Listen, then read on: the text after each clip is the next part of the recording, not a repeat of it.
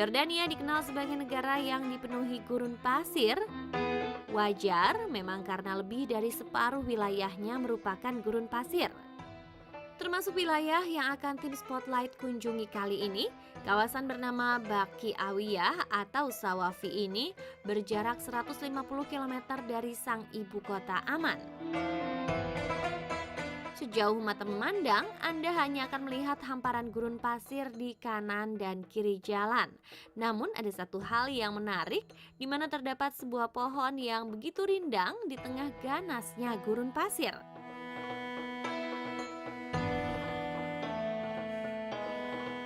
Dikenal dengan nama pohon sahabi atau pohon yang diberkati, dikisahkan pohon tersebut merupakan tempat berlindungnya Nabi Muhammad SAW saat beliau menemani pamannya Abu Thalib melakukan perjalanan untuk berdagang ke negeri Suriah.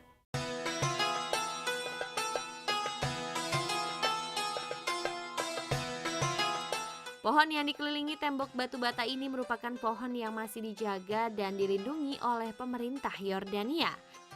Karena pohon ini dikisahkan menjadi saksi bisu pertemuan Nabi Muhammad SAW dengan seorang biarawan Nasrani bernama Bahira.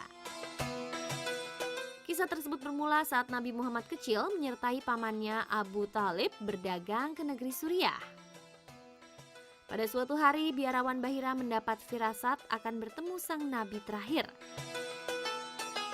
Kemudian dia melihat rombongan kafilah pedagang Arab dan melihat pemuda kecil yang ciri-cirinya sesuai dengan yang digambarkan dalam kitabnya. Kemudian Bahira mengundang mereka dalam sebuah perjamuan. Namun ternyata pemuda tersebut tidak turut serta ke perjamuan.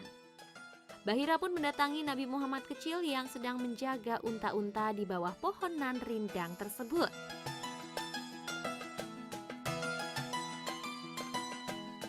Konon, saat Nabi Muhammad SAW sedang berada di bawah pohon ini, ranting dan cabang-cabang dari pohon sahabi ini merunduk untuk melindungi Nabi Muhammad SAW dari terpaan sinar matahari.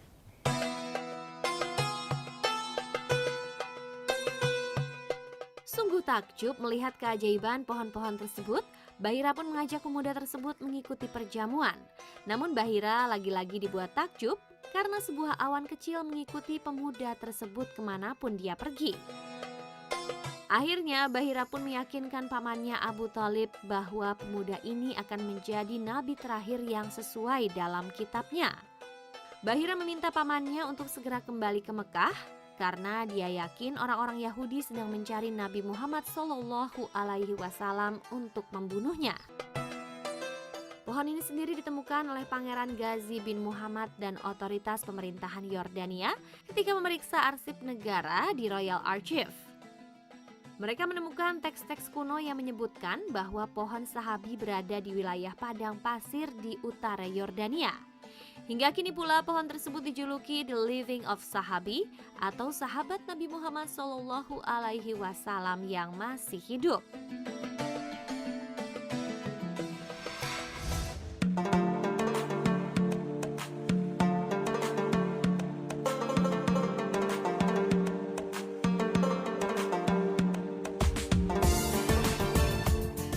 Mekah dan Madinah merupakan dua kota suci yang dikunjungi para jamaah haji maupun umroh di seluruh dunia.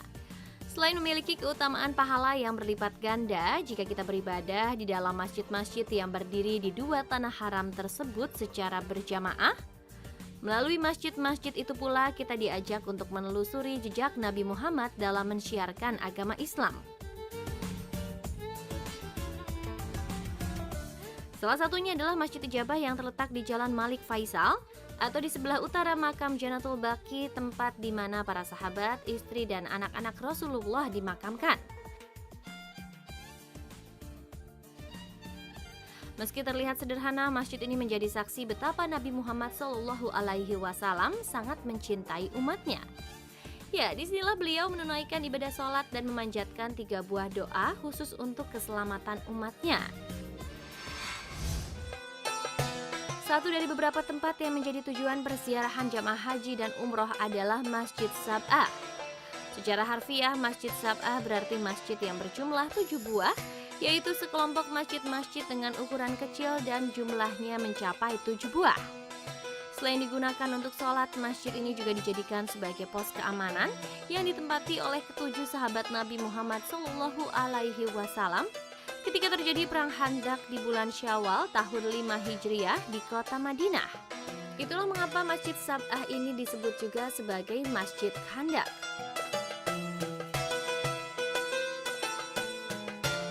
Secara geografis, masjid-masjid ini terletak di kaki Bukit Salah, yaitu sebelah barat laut Masjid Nabawi atau sekitar 3 km dari kota Madinah Al-Munawwarah.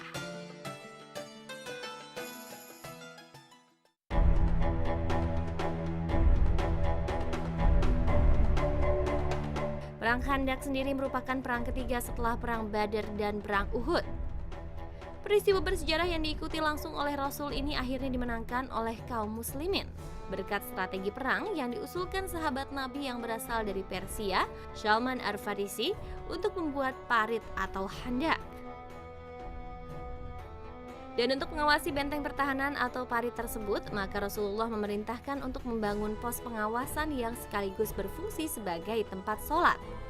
Namun karena perluasan wilayah oleh pemerintah Arab, kini masjid tersebut tinggal tersisa 5 buah dan masih menggunakan nama dari sahabat utama Nabi.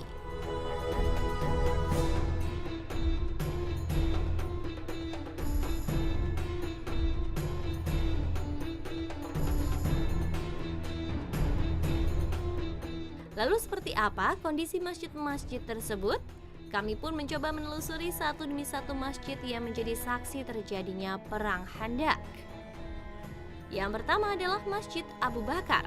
Untuk melihat bangunan masjid ini, kami harus menaiki sejumlah anak tangga dan mengantri dengan pengunjung lain.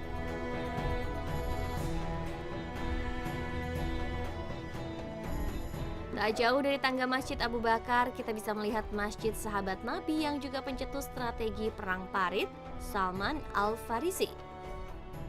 Kondisi masjid ini tidak berbeda jauh dengan Masjid Abu Bakar. Hanya saja Anda harus menaiki pinggiran tembok agar dapat melihat isi masjid.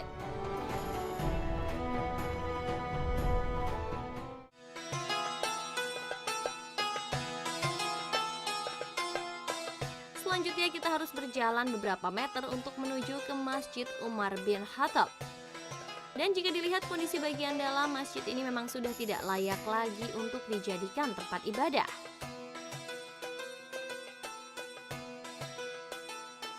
Di antara masjid para sahabat lain di area ini, Masjid Sayyidina Ali lah yang menarik perhatian saya karena berada di atas, dikelilingi taman dan dipagari.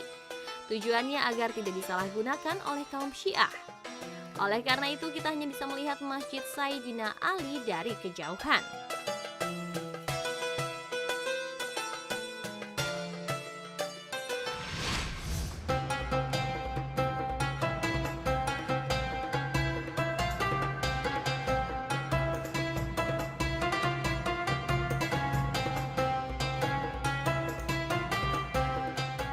Setelah selesai melaksanakan ibadah umroh, kami pun bergegas menuju sebuah bangunan berwarna coklat kuning yang terletak sekitar 200 meter dari pintu akses menuju Bukit Marwah ke arah terminal Ship Amir di sisi kanan Masjidil Haram. Sesampainya di sana, kami disambut sebuah bukit nan gagah bernama Jabal Abu Qubais.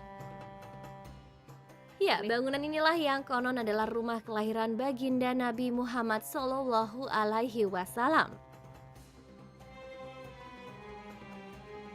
Rasa penasaran dan antusias pun bergemuruh. Namun ketika kami mendekati bangunan berukuran 10 kali 18 meter itu, ternyata sudah berubah menjadi perpustakaan bernama Mekah Al-Mukarramah atau lebih populer dengan sebutan Rumah Maulid yang telah berdiri sejak 1370 Hijriah. Dan untuk menghindari kemusyrikan, pihak perpustakaan pun memasang spanduk berisi larangan sholat dan berdoa di depan rumah Maulid, sekaligus menyatakan dengan tegas bahwa bangunan ini bukanlah rumah kelahiran Nabi karena tidak ada dalil yang menguatkan. Tidak hanya itu, di depan pintu juga dijaga ketat oleh polisi atau askar.